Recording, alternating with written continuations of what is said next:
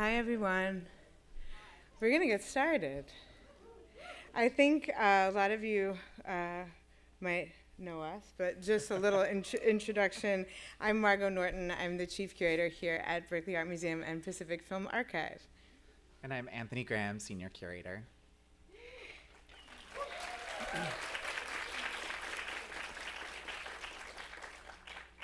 And I'm so thrilled to be here today to celebrate Maren Hassinger living, moving, growing.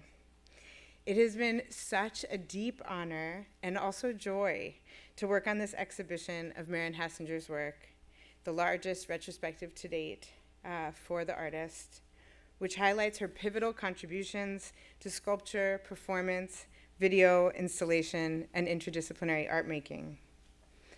The exhibition aims to bring new scholarship to a career that has been influential for generations of artists, featuring works from the 1970s, from 1971 till today.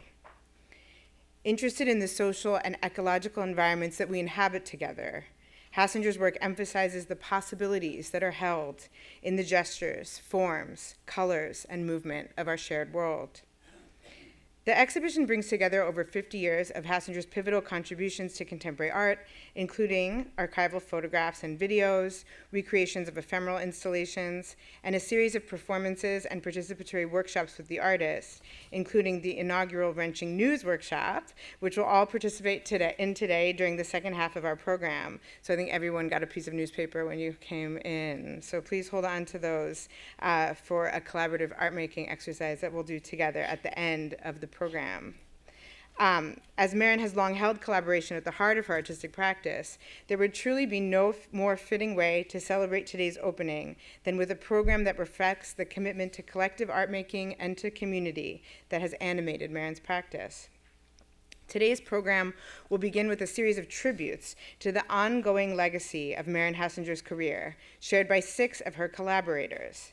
This group of extraordinary women, really legends in our field. I am just so humbled to be here today with y'all. Like, this is huge.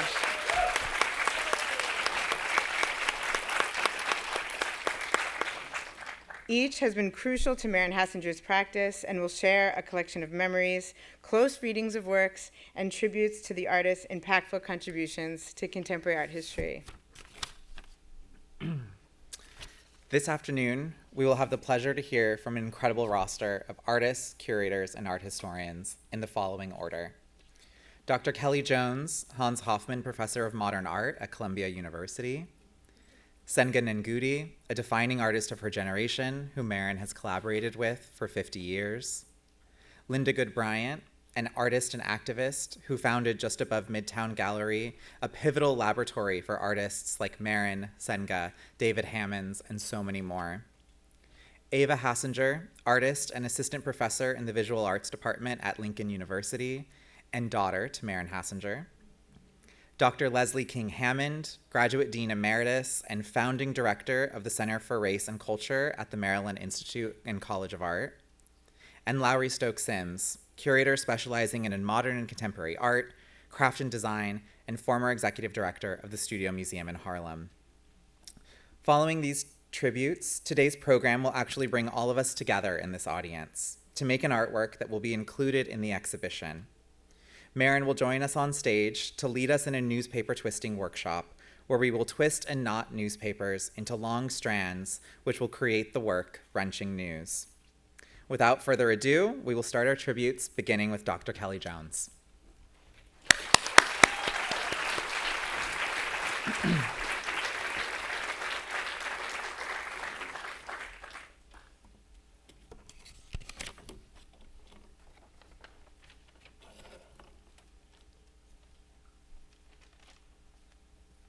Good afternoon. So good to see so many wonderful people here to celebrate Maren, to celebrate this amazing show.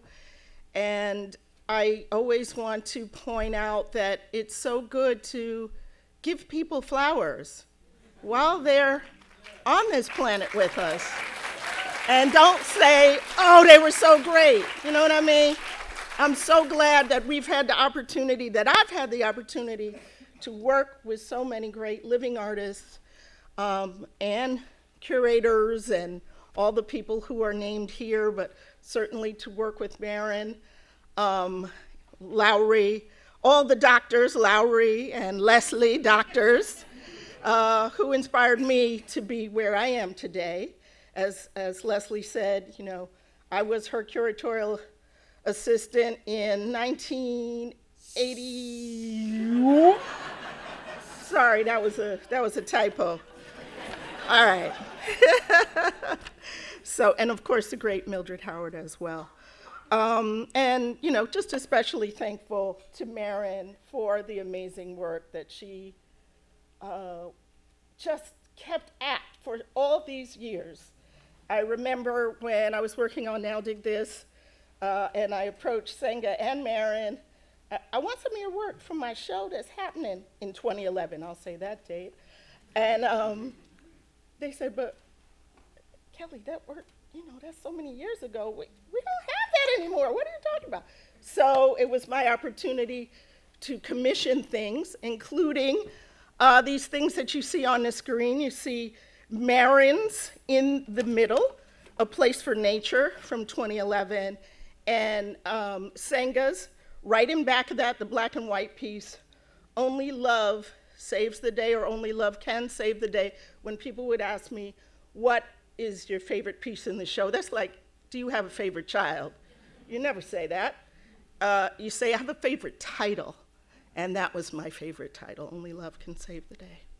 And of course, along with Mr. Hammond's on the sides there. And that was the lovely room of the show that I got to do. I was so honored to do that, had given so much to so many. So in 1996, another date I will say, I'm an art historian, I say dates, I'm sorry. 30 years ago is when I did my first extensive interview with Maren, which contributed to these projects. Years later, Now Dig This, in 2011 at the Hammer Museum, and the tour, of course, around the United States. And then my book, South of Pico, which came out in 2017 from Duke University Press. And, you know, one of the things that she said about her 1970s practices of uniting the dance body with sculpture, she described it to me as art thoughts on the body. It was absolutely, she says, art thoughts on the body. And, you know, fascinating to me to really, I hadn't thought about that before, art thoughts on the body. And these joined with meditations on the natural world in what Judith Wilson called industrial vegetation. I guess I can advance these in a minute. In the early works in particular, the industrial seems to be learning from the natural world. And I'll go to, you know, this work here, one of her performances from 1976 at Arco, and you can see on the left the wire rope pieces, whereas above, or even the signs of equivalence you see on the right between the branch and the metal. And so for me, it's like, you know, Margot just talked about the collective ecology that we share. Maren is bringing us into that so long ago. And the idea that the body and sculpture and the natural world all draw in space, right? With sculpture as the initiator of activity in many ways for her. And also expanding the meaning of what site specificity and three-dimensional work is. Again, something I hadn't conceptualized. You know, dance is over here, sculpture's over here, site specificity is over here, you know, and Maren brings all these things together in these works with such a beautiful light touch. There is also the aspect of Maren's practice that is protest. And we can look at something like Love, which you see in there, the works, Pink Trash, those pink pieces that are put up early on against the construction of California freeways that decimated Black and diverse neighborhoods, as well as the land itself. So again, these are things that have gotten louder and louder in our world. But Maren, just with a piece of pink plastic, a few pieces, let's say, brought our attention to that early on. So I want to thank her for that enduring legacy. All of this is front and center in our world and in art today. It is a testament to Maren's prescience and ability to understand and share with us some of the most important concerns of our time, materially, but with a certain evanescence and gesture we will never forget. Thank you.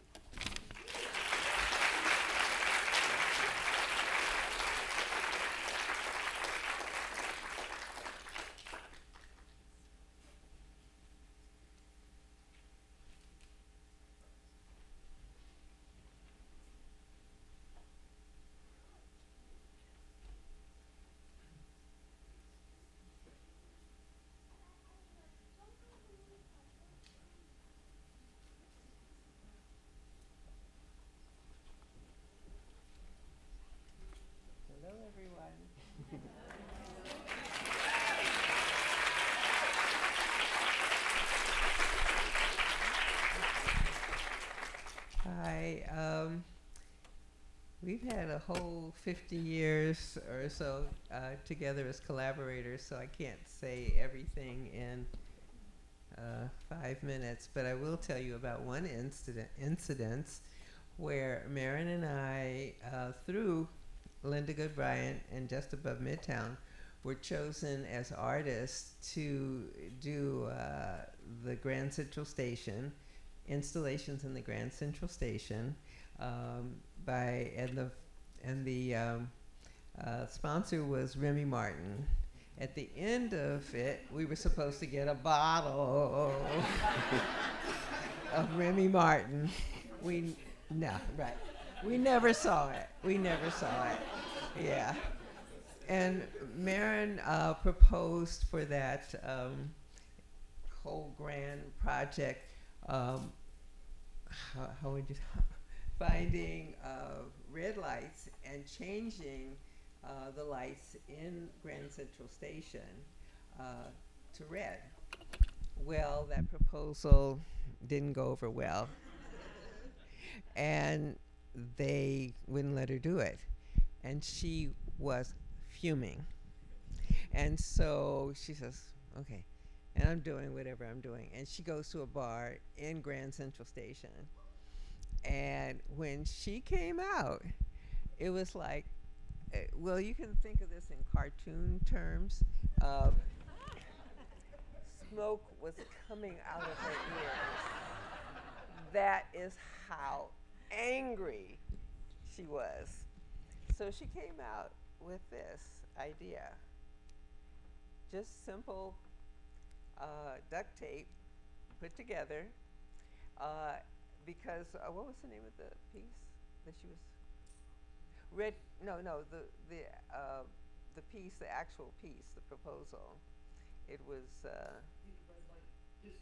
Yes, red light district. So this was her answer.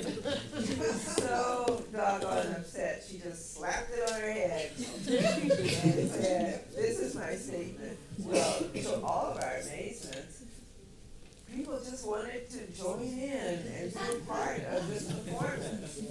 So they would come up to her, she'd take the tape and put it somewhere on them, on their clothing, on a book they were carrying, whatever. And then this whole thing was just transformed, really, by this simple little symbol.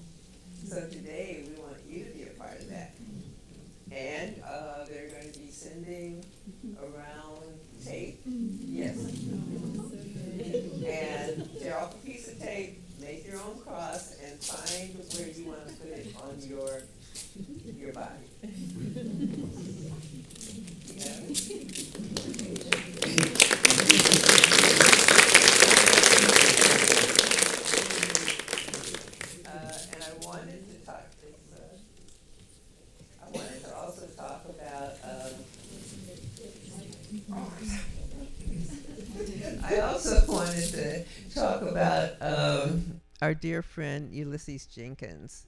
He was one of our collaborators in our merry band of collaborators, and he just recently passed, and he was such an instrumental part of so many things that we did. He was a videographer, performance artist, and he also really loved music, and he always had a band. So he was a triple dipple threat. And to the day he passed, which I said was really quite recently, he was doing video work, and profound video work that was really looking at our relationship with the world today, politically motivated work. So, can you give him a hand?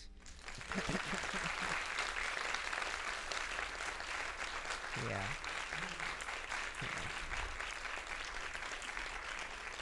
Thank you. He'd appreciate that. You're sending him on his way. Thank you.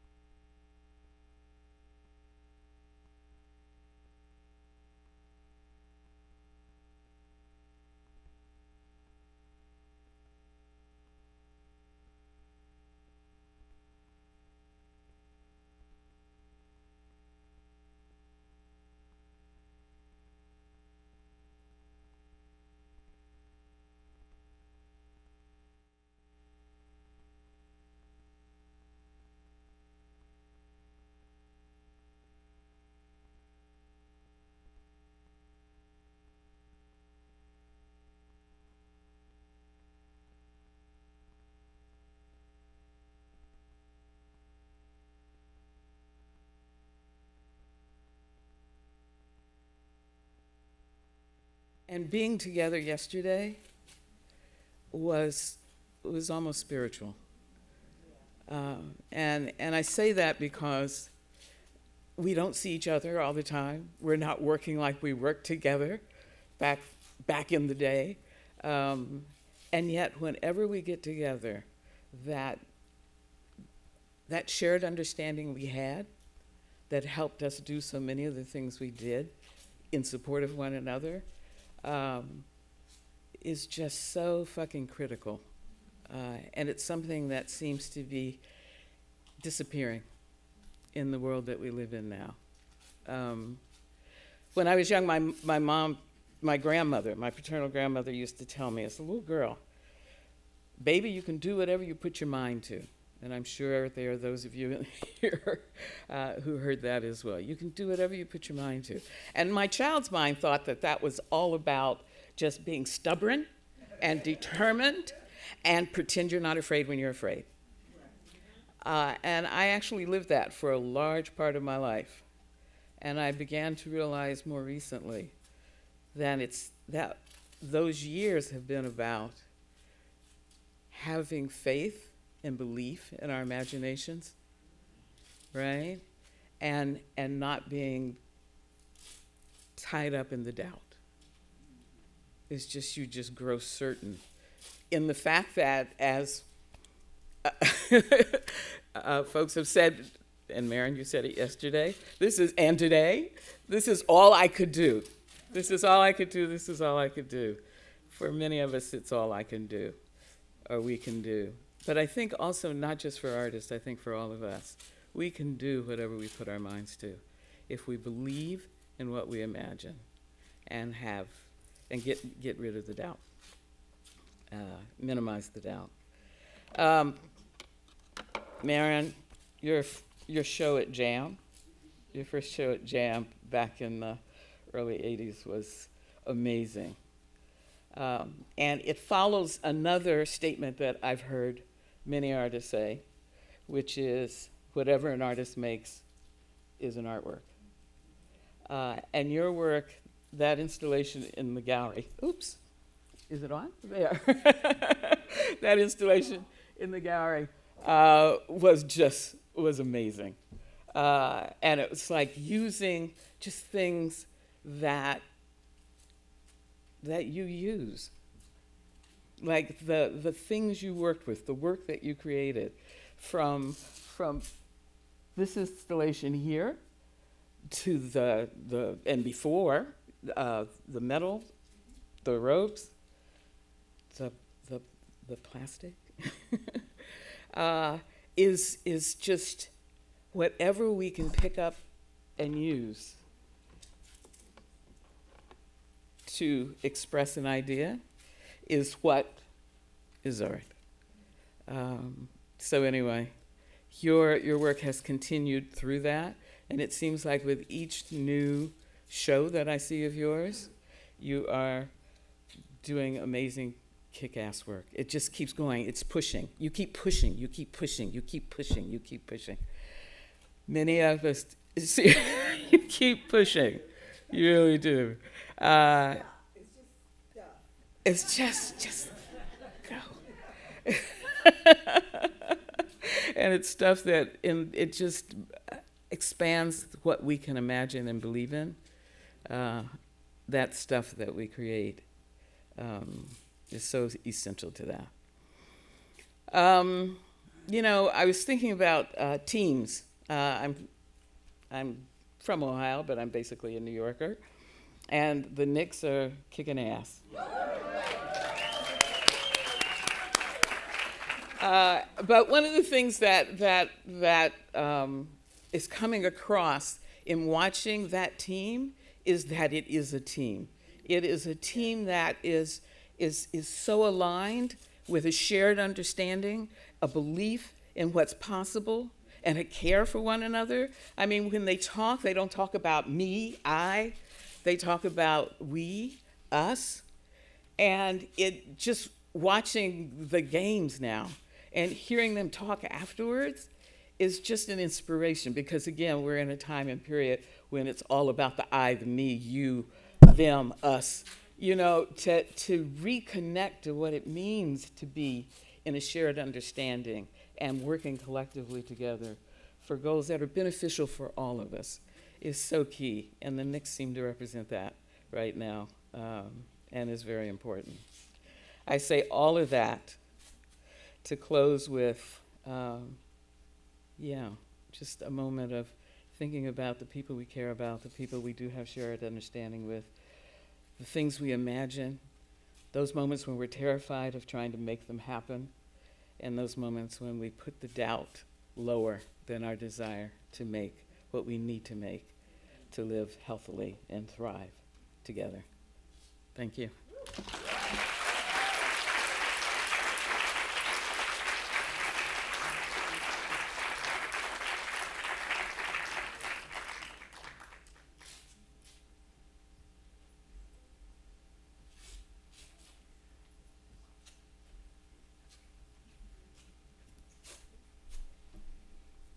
Hello, good afternoon. Hi. It's an honor to be here and to pay tribute to Maren Hassinger, also known as Mom. Okay. I asked Mom what I should write for her tribute, and she mentioned her father, who was an architect, who would occasionally bring his work home, so it was always around. And I realized that my mother has also done this throughout my life. Art was always around in our home, and I think that's part of the reason why I became an artist. It just felt natural. Art is our family's business. I'm fortunate to be a third-generation maker. I can't remember when I first understood what my mother did as a career. I know when I realized, I thought, this is sort of strange, but it made sense because I don't think I imagined her doing anything else. I also remember when people would ask me what she does, and I would say, she's an artist.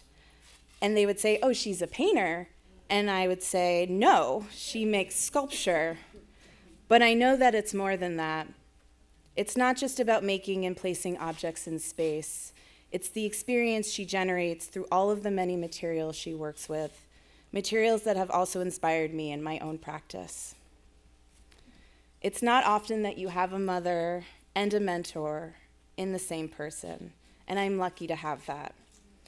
Even when I was not always receptive to the questions, when are you going to apply to grad school? What are you working on right now? When's your next show? So on and so forth. It's that consistent badgering that has helped me stay motivated, even when I doubted myself, so thank you. Thank you.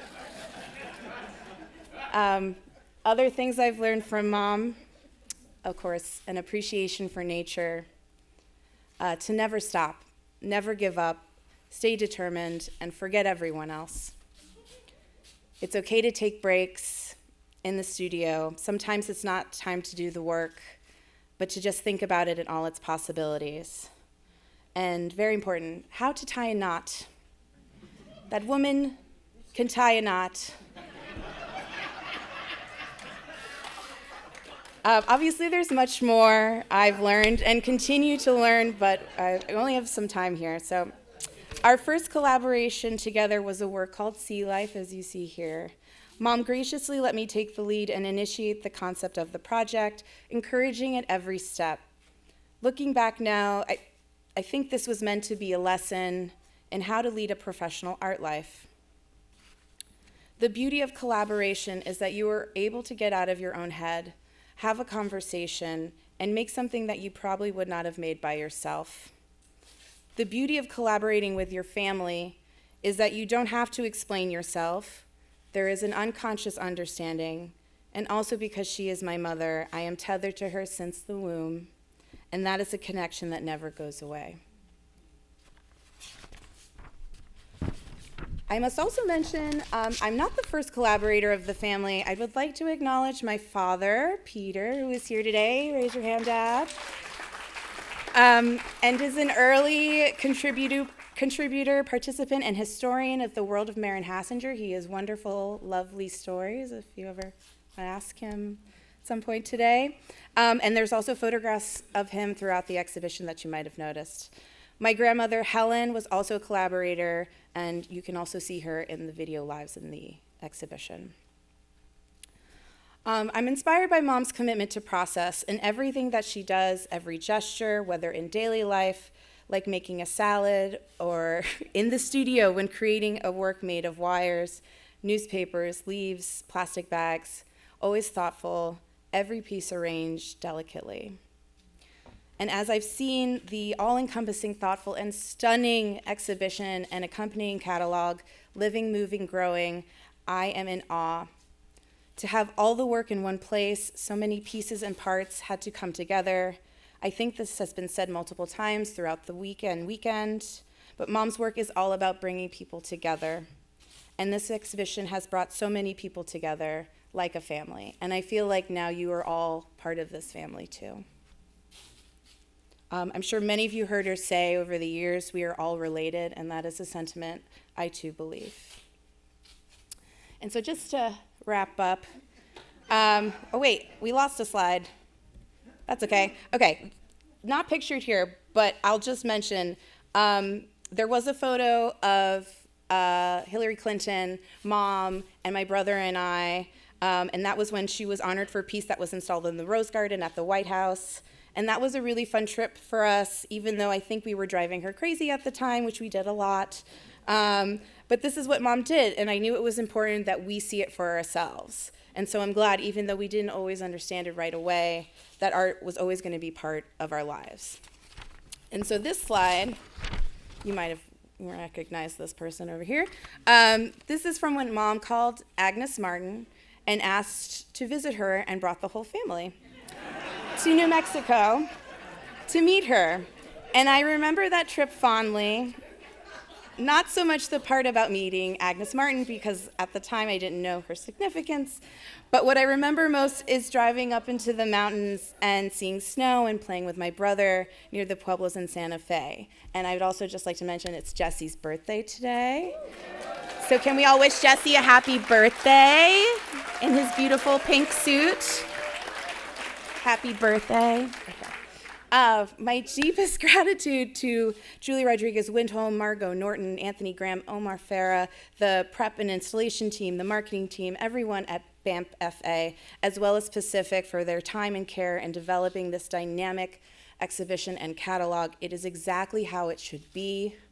It has been a privilege and a joy to see Mom get the attention that she has tirelessly worked for. And so the only thing left to say is, it's about time. I love you. Thank you.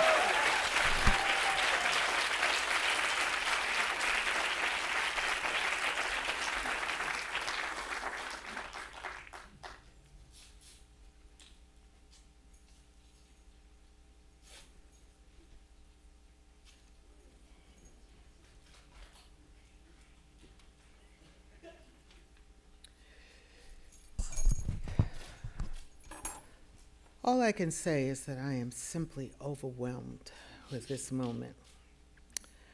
Having been with Maren for such a long time in so many different iterations, and in a period in my life where I had no freaking idea what I was going to do, and found myself all of a sudden in the midst of being at a private art school. At a private art school, Maryland Institute College of Art, over 200 freaking years old, celebrating their anniversary at this time. And it was a school that was very privileged, very white, and totally segregated until the mid-1960s. And it was not until, I believe, with the class of Joyce J. Scott, that African Americans began to be accepted.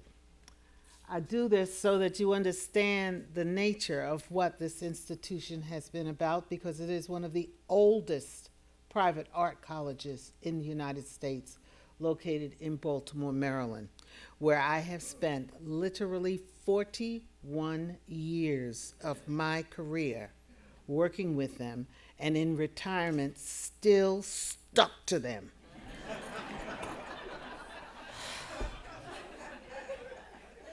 It's an unusual urban campus, a conglomeration of buildings. To the far right was a shoe factory. Across the street was the main building. In the middle, God knows, they went into cardiac arrest when a black family who actually had cash, $5 million, decided to donate it to the Maryland Institute to build a space so that technology could be a focus for the educational missions of the students. When they called me, they said, "Leslie, who are..." I said, "I tried to tell you that their daughter was a student with Grace Hartigan in the Hofberger School of Art, because I had been appointed Dean of Graduate Studies." Let me just pause here so that you know how momentous that moment was. When they imagine a room like this, and the president says, at the end of a faculty meeting, at the end of the semester, he says, "I know that many of you in the audience have applied for the Dean of Graduate Studies position, and I know that many people beyond the shores of Baltimore City have applied. But I have decided to appoint Dr. Leslie King Hammond as the Dean of Graduate Studies." There was a unilateral gasp in the audience. And then one singular F-bomb was dropped. 1976. I started in 1973. I became the first African American on faculty with a sustained position, because even as they appointed me Dean of Graduate Studies, I said, "No, you will keep me in the classroom, because I will not lose a sense of the pulse of what the students need." This is a building, 1896, the Mount Royal Station, which is where the School of Sculpture was located. Reinhardt School of Sculpture was endowed, privy. All the students had wonderful, accomplished spaces, scholarship money, resources. Being the dean of a graduate school as a woman, black, was an anomaly at that time. Very weird, very strange. They really did not know what to do with me. And I got the job because when being interviewed, they asked me, why would you want to do this job? And I said, well, let's think about it. I had a horrific experience at the Johns Hopkins University as a graduate student. So if nothing else, I know how a graduate program should be run. All right? Point blank. All right? Second, and most importantly, nobody here knows me, likes me, wants to deal with me, so I don't have any special interests. Okay? Let's get back to the fundamentals, all right? That's how I got this position. All right. I'm on the faculty. I'm at the senior staff table. The president one day says to me, Leslie, how come when I go out on the road, I see shows that you are curating all over the place, and there's nothing happening here? I said, well, you didn't invite me, so nothing's happening. He says, I want a show. I went, oh, okay. So, called Lowery Sims, who at the time also an anomaly because she had then been appointed and was now part of the curatorial crew at the Metropolitan Museum of Art 20th Century. So here she was at the Met, and I'm at MICA, and people are going, what the hell is this? Two New York City girls, because I'm born in South Bronx, raised in South Jamaica, Queens, from an Afro-Caribbean family, all right? And I decided to hang around in Baltimore because I said, they're kind of funky down here, so let me see what's going to happen, all right? Called Lowery, I said, Lowery, they want a show at MICA. She said, ooh, let's do the show called Art is a Verb. Thank you, Goode Bryant, because it was from her investment in her just above Midtown Gallery, which was an experimental lab that was nurturing artists in the middle of New York City, 59th Street, right? 57th Street. We put together a show, and as a result, in this particular building, there was an art gallery. But it was also the space where the sculpture department was located. Had a full foundry, wonderful accessories and support for artists. And Maren came in at the time, pregnant with Jesse, all right, to do what became Crown of Thorns. Now, Maren could not get up on the scaffolding to do the work, of course, because she was pregnant.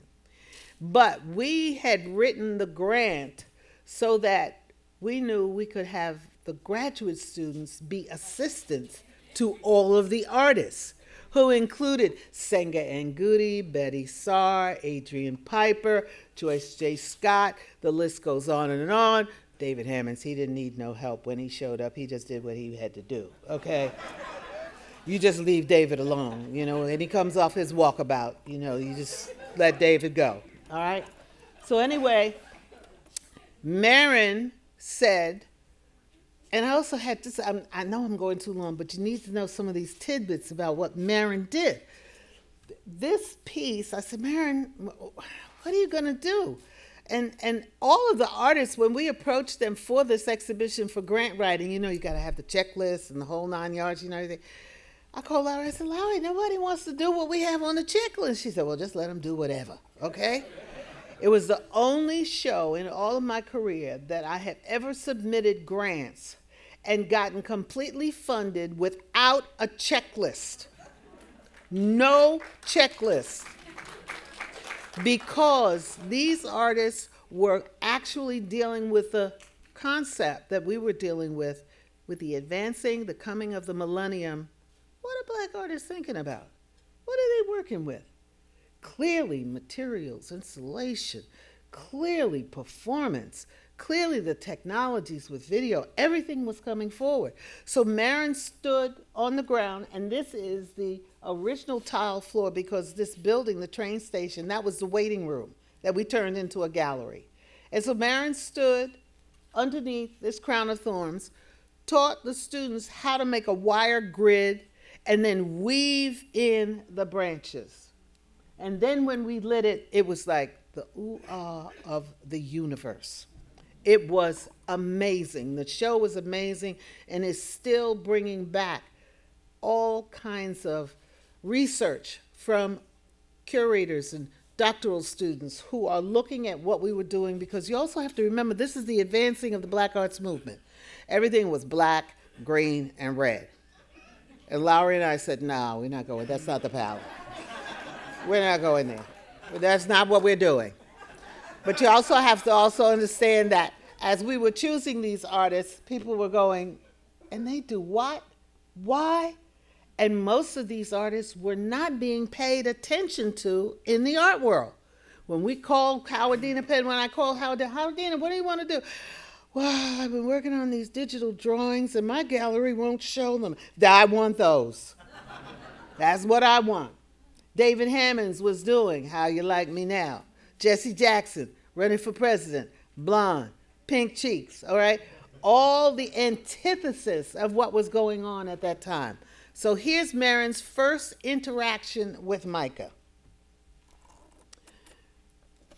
About early 2000, Micah is looking for a new chair of the sculpture department. Highly competitive, very demanding. We are down to 3 candidates, interviewing them in New York. Several people on the review committee, including the search committee, Lowery Sims. Richard Martin, head of the Fashion Institute at the time. Provost, myself, another faculty member, and a graduate student. We decided to add to the search committee from Reinhardt School of Sculpture. First candidate comes in, tells us what they're going to do, what they're not going to do, how much time they're going to give us, and we go, okay, thank you very much, next.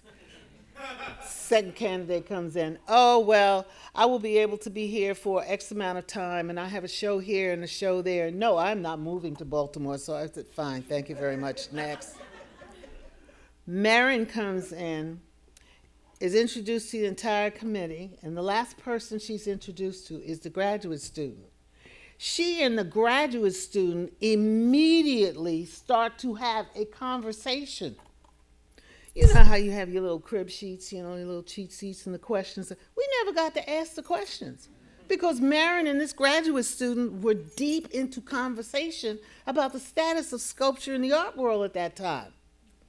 Then all of a sudden, literally after a half hour, Maren looks up and says, oh, now, do you all have any questions of us? We said, no, thank you very much. It's so wonderful to talk to you. We'll be back in touch with you in a moment. Maren becomes the first female, first African-American to head the Reinhardt School of Sculpture. Shocked the bejesus out of everybody. Because while they were talking, you know, excuse me, you can't use that term DEI, okay? While they were talking about being proactive and diverse at the time, when it actually happened and the reality was there was like, all of this tension started to ripple up. But here's Maren in the space talking with the students, and she was so relaxed. She was so natural. She was a joy to work with, all right? Grace Hardigan was take a village to work with her, all right? Needed an audience. Sal Scarpita was like, oh my God, all right? Maren knew exactly what she wanted to do, and she moved out into the community, and they ate. Because each of the studio spaces at Micah also had a space for seminars, a full kitchen, so they could, short of me telling them, no, you may not spend the night, okay? We will not put in showers, no. You know, running a graduate school sometimes is, you know, feral cats, and they're all over the place. So here's Maren also checking out the food, all right? And one of her graduate students is here, Desmond Beach. Where are you, Desmond? Right there. Desmond Beach provided me with many of these photographs of his tenure while he was there. And Desmond was my undergraduate and then became Maren's graduate student. And the thing that we are so proud of is that between Maren and I, who were both extremely what I call mission-driven, Desmond went on, after he got his MFA at MICA, he went to the UK and got his PhD. All right? Then MICA had to buy another building. This was the, London Fog Factory building, all right? Baltimore is a town, working class, a lot of industrial stuff that happened around World War II, but great properties, great physical structures that are repurposed, and this is what the campus is made up of. So here's Maren talking with the students during a crit, and over here in the corner, Maren begins to see, she's laughing, she knows. Maren brings to campus Chakaya Booker. If you know Chakaya Booker or you don't know Chakaya Booker, all right? Chakaya Booker is a living monument of sculptural installation, performance, materiality, working with tires, all right? And she would cruise around the campus just smoothly, easy, just like Maren. And Maren, you would see Maren's students up on a hill with her, and they're doing yoga, breathing exercises, all right? Movement, wherever. But this is where Maren really left impact on MICA and especially in the graduate programs. Because we had a system where every program had their own budget with their own director, and they also had an artist in residence to work with the director. Maren came to me and said, Leslie, do I have to hire an artist in residence to work with me? I said, no. She switched it up. She says, I want a critic in restaurant. So she brought in Arlene Raven. Now this is where it becomes very incestuous, because Lowery Sims and myself and Arlene Raven were graduate students together at Johns Hopkins University. And it was Arlene Raven's husband at the time who headed up the evening program at MICA, where I was first offered to begin teaching at that school. When Arlene came in, she completely changed the entire dynamic of the graduate school, and every single one of my directors shifted to bringing in noted scholars, John Yao, you name it, everybody came through, all right, to be part of the program.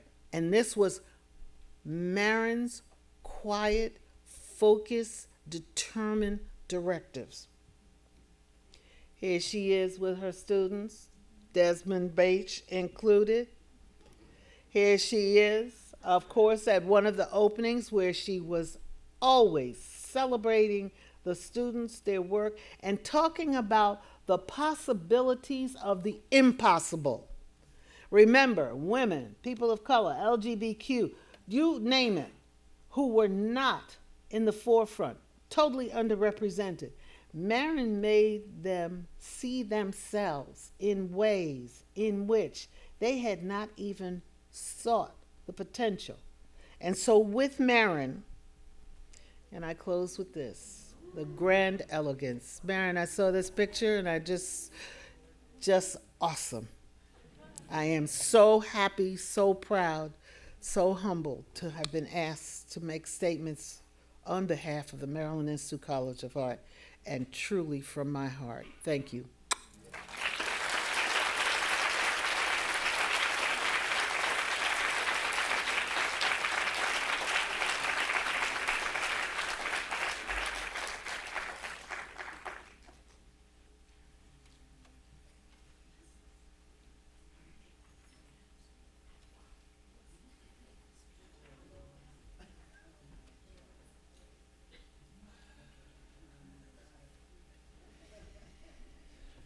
I hate going after Leslie.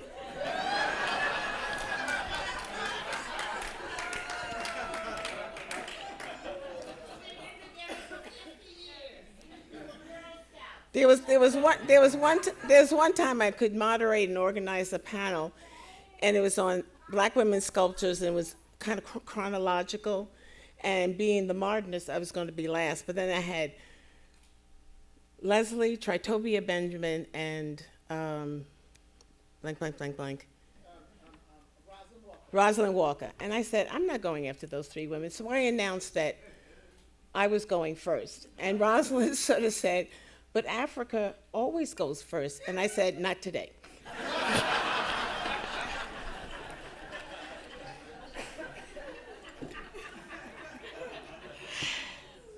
Maren. So I'm pleased today. My job is to offer an oriki, or praise song, to Maren Hassinger's newspaper work. I think there's no denying that between digitization, political containment on content, that the physical entity of the newspaper is under siege today. These are a few comments that I found looking online. I love Googling things that speak to the nostalgic ritual the newspaper conjures, as well as a few more cynical comments that herald a cynicism at its potential influence, as well as its demise. I sometimes think that Johannes Gutenberg is undoubtedly turning in his grave. Maren's nostalgia for the New York Times as her medium of choice stands out because for her it's been considered the newspaper of record that represented her commitment to equality and community. And I was just looking at the page that I got that I'm going to tear up and, for the workshop. And they have on one page a thing about a favorite elephant in the Bronx Zoo that was subject to a lawsuit on rights and is now being euthanized, along with a man charged with a hate crime killing of a gay dancer testifies it was self-defense. So we got so much things on one sheet of paper, which you lose when you have a digital subscription like I do, but I do it because I don't want all this damn newspaper hanging around my apartment. But it's interesting that for the aforementioned Art as the Verb exhibition that Leslie and I did, it was Maren's longtime collaborator, Senga Nengudi, who created the installation Bulimia out of collage newspapers in the interior of her space in the exhibition. In the same installation as Leslie showed you, Maren explored her mission to bring nature into the gallery with an elaborate ceiling created out of tree branches. As Senga moved on to become more known for her signature use of hosiery to create sculptures of great power, Maren added newspaper to her own material lexicon, in addition to wire, branches, leaves, pink plastic bags, paper, rope, and reconfigured to the task of bringing nature into the gallery. And I think that these materials also indicate, as I think has been indicated, when you come last, you probably are repeating, so I'm sorry if I'm repeating what everybody else says, but I wrote these myself. There's a strong ecological consciousness that is inherent in her work. She noted when she got out of grad school, I quote, "I thought to myself, what is important to make work about? Nature came to me. The vanishing of nature in particular. The climate crisis wasn't a big thing in 1973, but you could feel it coming on." Maren found her sense of equality through her early training in dance and her participation in Campfire Girls. Through these activities, she became aware of the joy of movement and making and the potential for communal activity that artworking could encompass. And this experience inspired her work in that most prosaic, ubiquitous of materials, newsprint, which not only purveys news but can provide passive, abstract patterns and surface articulation. So this gives us a portal into the comprehension of a work such as sit-upons, which many of us, whether Campfire Girls or Girl Scouts, created as basic seating. And I just want to report that I Googled sit-upons. Do you know now the Girl Scouts are making plastic bags and sheets and just crumbling up the newspaper and stuffing it in? Such a freaking cop-out. We wove We wove those slats of paper together.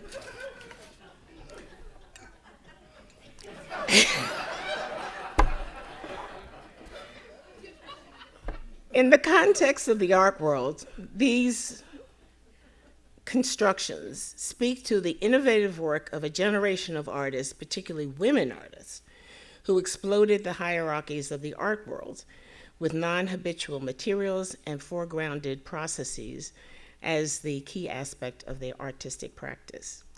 For her own part in this zeitgeist, Maren has said that she thought that, quote, using this disposable materials that often become trash was about the vanishing of nature in my lifetime. But it's not just about that. It's about how we as people react to that change. This work is about the idea that we humans are more similar than different, and to survive, we have to work together and value equality, to love one another. I want to use materials that deliberately contain and relate to everyone, so it's about a collective consciousness. So it's significant, therefore, that Maren carried on dance and performance aspects of her work, often in collaboration, as has been noted, with Senga. As has been indicated earlier, newspaper as a medium speaks to that tendency for collaboration and inclusion. Maren has said that the newspaper has a dual value of being us because it's writings about us, it's photographs of us, it's humanity worldwide, all of our stories, using all of our stories together as captured in the New York Times.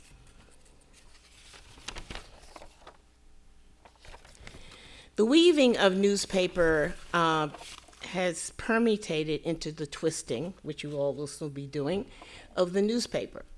This activity that Maren saw is comparable to women's work, although men eventually join these groups, so guys, don't get upset. You can be part of this collectivity too.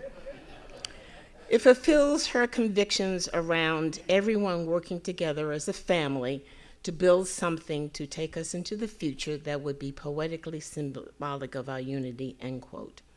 And I think this activity begins also to evoke some kind of subatomic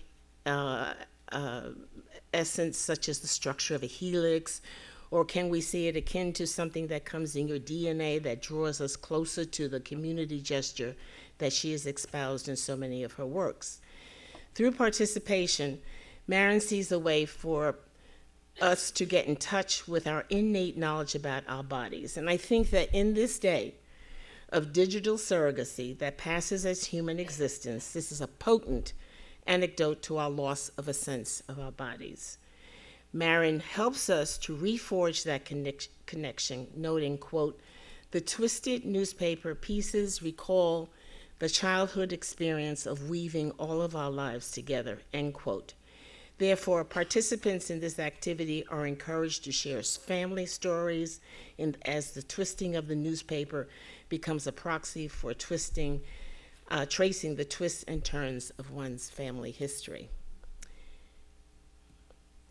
She continues, if you're making a statement about people working together equally, working together to build new community or world, it shouldn't just be me talking about us working together. It should be me working together to make something with people, and that there is nothing better than a bunch of umbilical cords to do that. And this is slides of Maren doing the performance for the exhibition Las Vegas Ikebana, which was at Reed College in 2024. And so she's giving instructions in the first image. The second image, everybody's tearing and twisting. And then Cole and Leslie went and collected. So then everybody connected everything. So you know what you're doing today. So all you people living in the spaces, Jesse, you're going to have to come closer because you're going to have to like twist and then knot together, you know. Community, my brother, community. And then Leslie and Cole went and rolled them all up, and then we made the ball, and then they'll be in the exhibition. In the end, as Margot and Anthony pointed out, This work indicates Maren's roots in the art of the 1970s and 80s as she was finding her voice using everyday materials. The forms themselves are tangential to minimalist statements in the art world.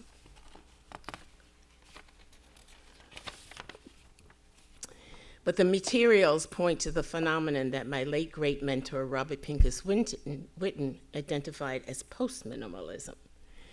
This trend is described as using the formal aesthetic aspects of minimalism, but expressed in the use of everyday objects, simple materials that allow meaning and experience to re-enter the lexicon of art in contemporary era, and that is Maren Hassinger's enduring contribution. So now we all will be able to experience under Maren's guidance that sense of coming together. Ashe and amen.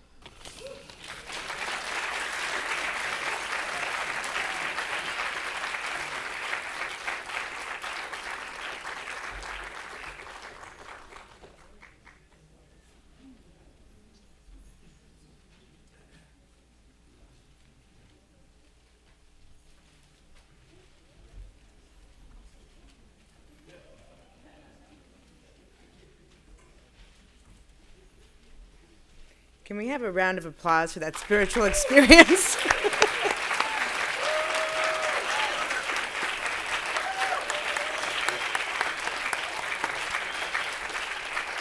I mean, maybe my favorite public program I've ever been to. This is amazing.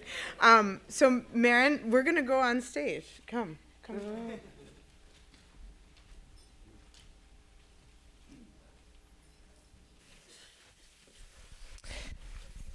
Larry set that up so lovely. But today we're going to participate in a collective artwork. Sorry, I'm just heading over here to change the slide.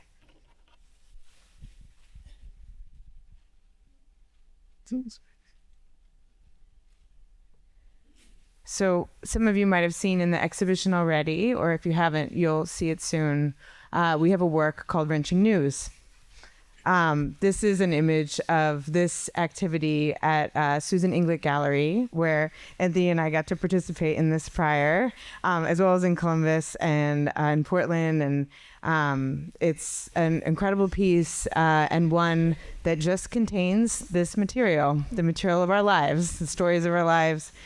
As we were speaking about before, it's sometimes good news, oftentimes not. And, together we'll get to transform it into something new and strong. I have an image here of how to tie a square knot. We'll get to that later. But first, I'll hand it off to Maren. You want to take this one? Yeah. Okay, and you can show all of us what to do. Okay, so you want me to teach them how to tie a square knot? No. First, the ripping. Oh, the ripping. Okay. So you notice in your newspaper sheet that you have, there's, there are these lines of type, right? Columns. That's it. Okay, the columns. So you're going to divide it into 1, 2, 3, 4, 5 columns. And you can do that by just tearing along the columns that already exist there, starting from top to bottom.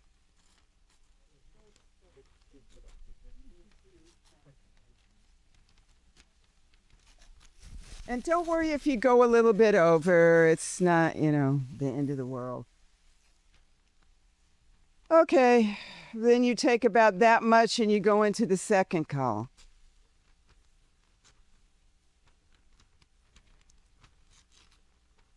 If it gets a little skinny, don't worry about it. If it gets a little fat, don't worry about it. And then you go to the third.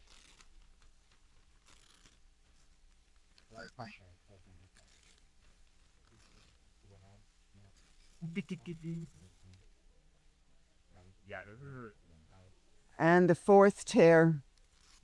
And the fourth tear will leave you with both the fourth and the fifth. So when you come to the end, then you got two that are both more or less the same size, right?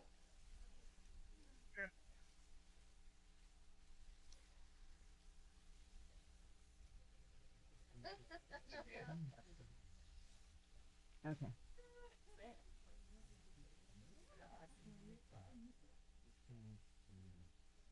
Computer, take a breathing.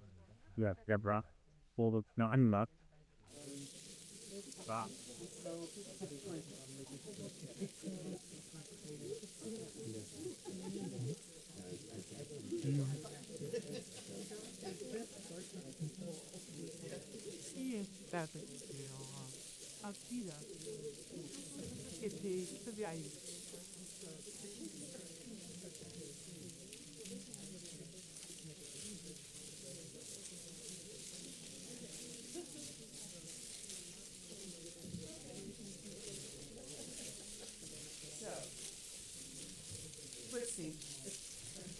Hit a K1. And then you just kind of, I guess, fold it in half on the top there. And then from there, you just kind of twist it. I don't know how to explain it otherwise. I mean, it sort of automatically wants to twist that way, you know? Yeah, everybody's doing this. Very gratifying, isn't it? Like, oh boy, I can just do this and look up this, you know, look over here. Right. So I just use these three. If anyone's ever twisted their hair, Yeah, it's kind of like, And so then you'll get to the bottom of that and then just go on to the other four. Okay? I like that sound. It's kind of like mice or something.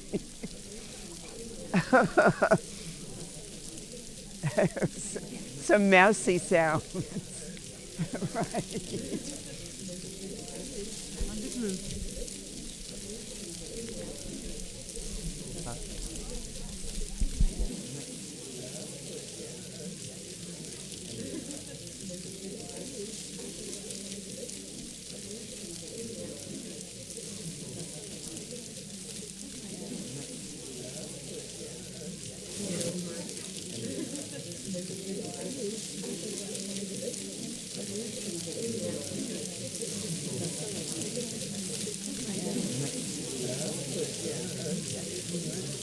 Everybody's okay. Looks like everybody's doing fine. I hear this nice little salt really going on.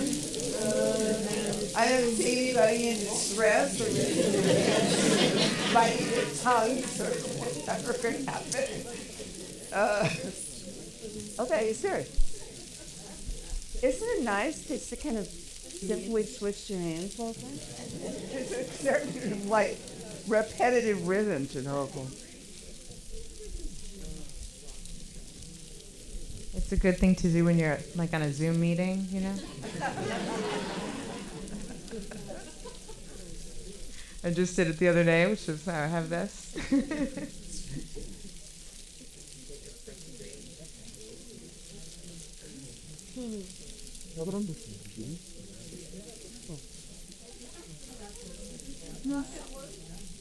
It really makes you think like you're doing something, right? Oh, I'm doing it.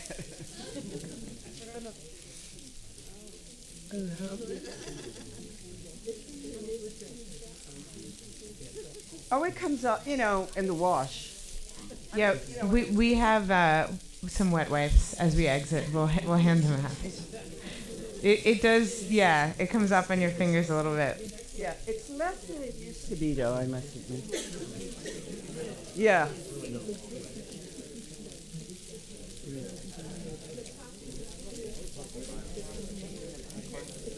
Oh, yeah.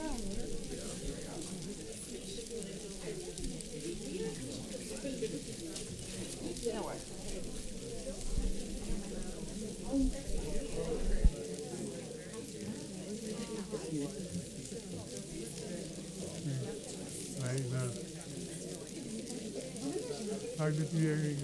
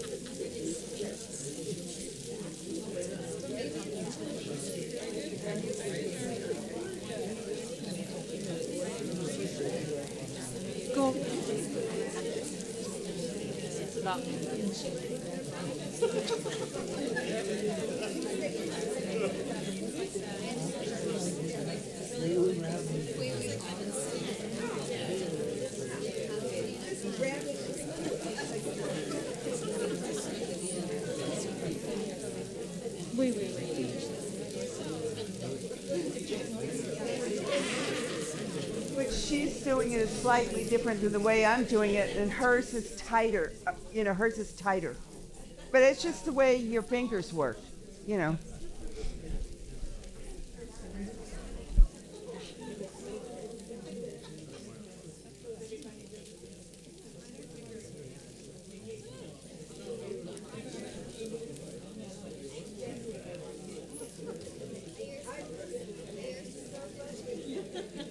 This room is doing the same thing at the same time, and you're not protesting it. So I am very overjoyed. I think it's amazing. Honestly, I do.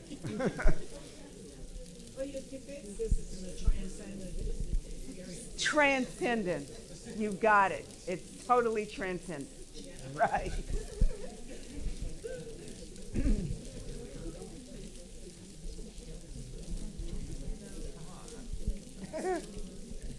Okay. All right. Is it square knot time? How is everyone doing over here? Square knot. We're good? Are we Not yet? Not yet. Okay. Okay, we got to get 5 twists. So. Okay, hey. Right.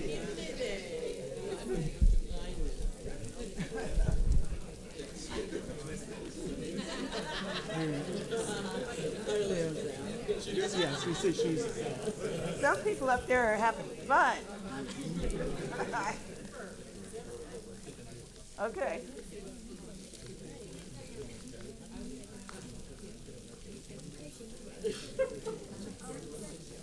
Awesome. Oh, great. Great. All right, I see some people starting to tie the knots, so maybe we can walk through the next steps. And those of you who are still twisting will just pay attention and then catch up. So, okay, everybody's just about ready, right? So it's knot time. Take 2. 1 in each hand. I'm right-handed. So if you're left-handed, maybe you could try doing it with your right hand or try, like figuring out.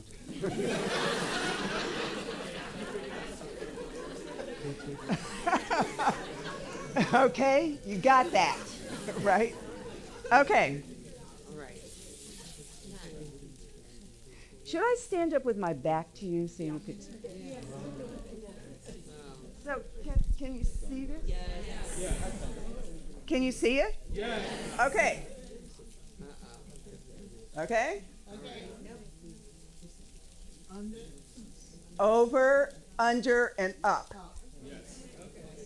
Okay, the thing that's in your right hand, this one, goes over the left one, and it makes a knot.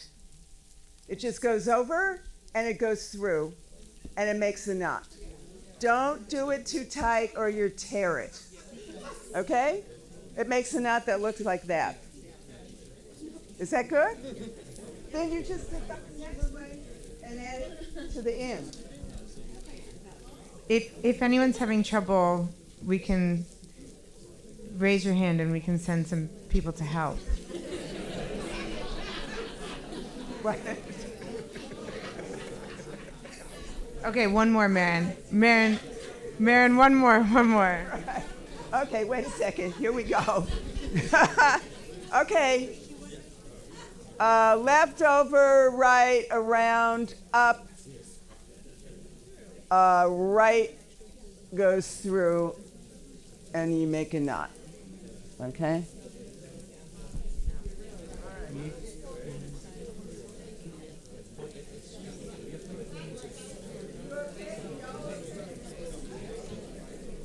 All right, one time, yeah. Left over, right, around, and up, over.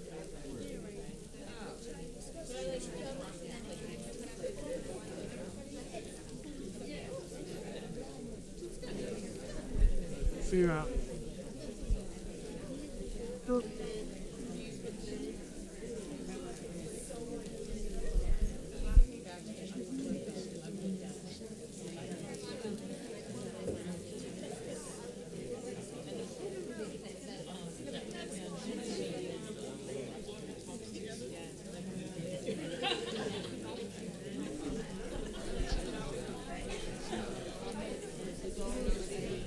Hadi shoes.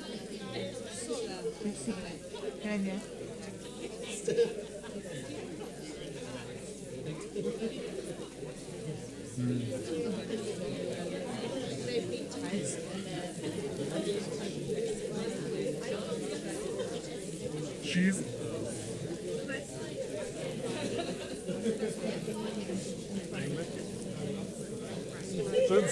Sorry. I still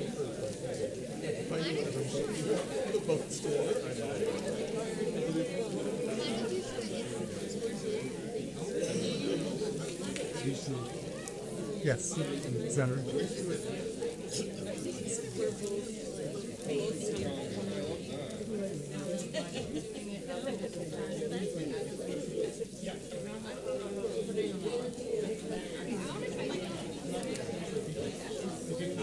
You kind of pull.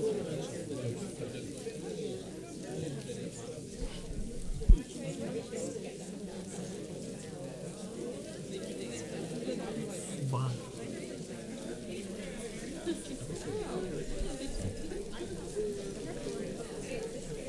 Okay. So, does everyone have a strand of their own? No need to be perfectionist about it, you know. Do your best. Okay. So next step, and some people who are sitting far away might need to scoot closer to others, because the next step is to tie it together to your neighbor so that the same row will all have one strand together.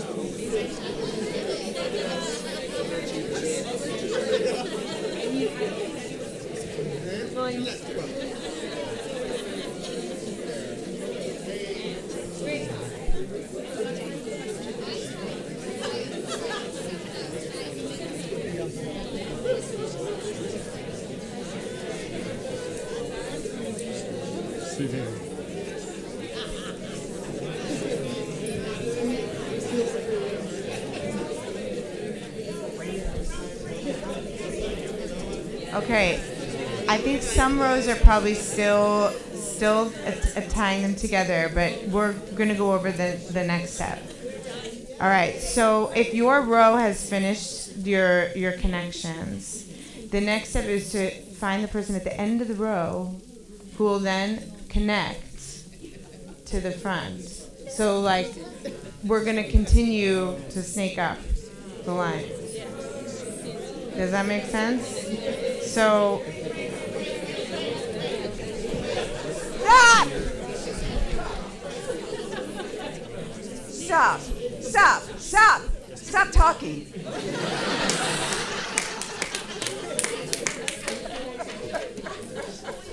You're all going, okay.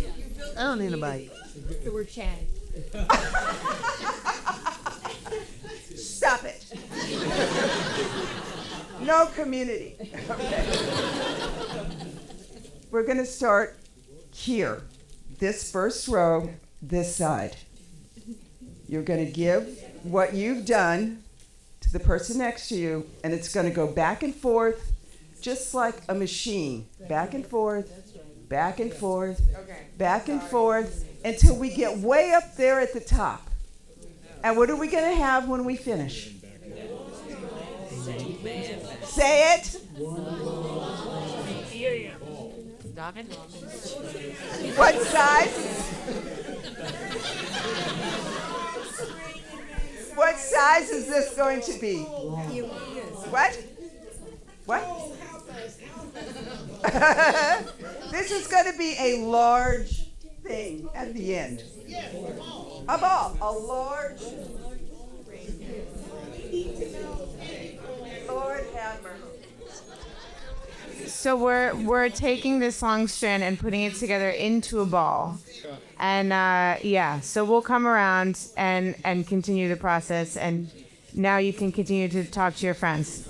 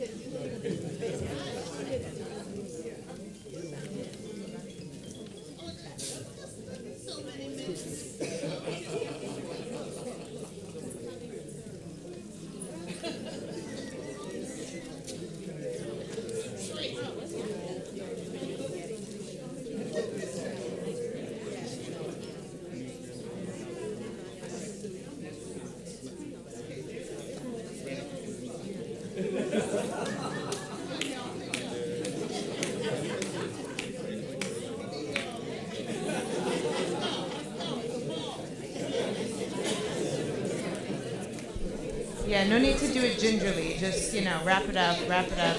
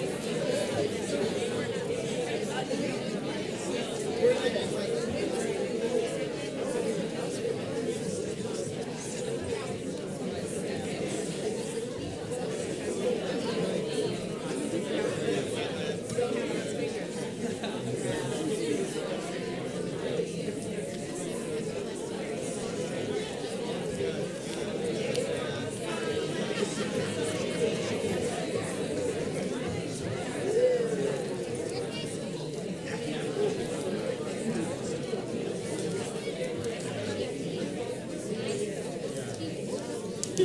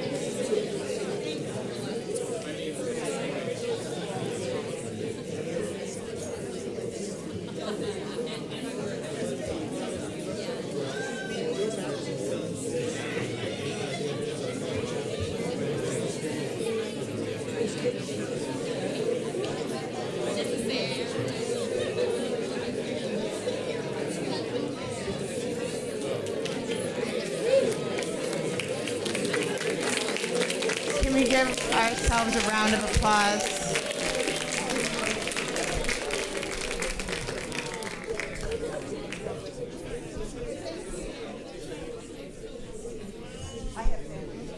I just wanted to say a big thanks to everybody for helping us contribute to this artwork.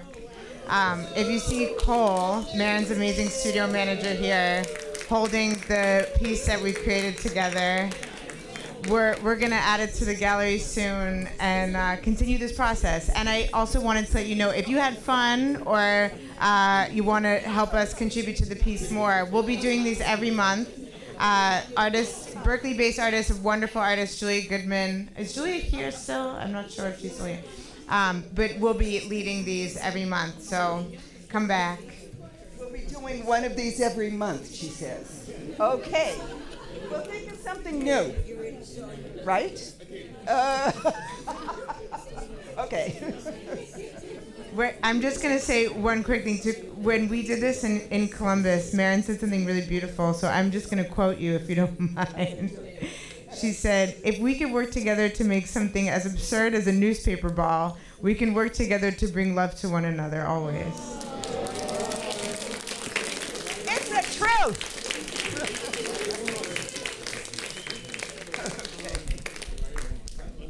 Thanks, everyone. I hope you have a great day.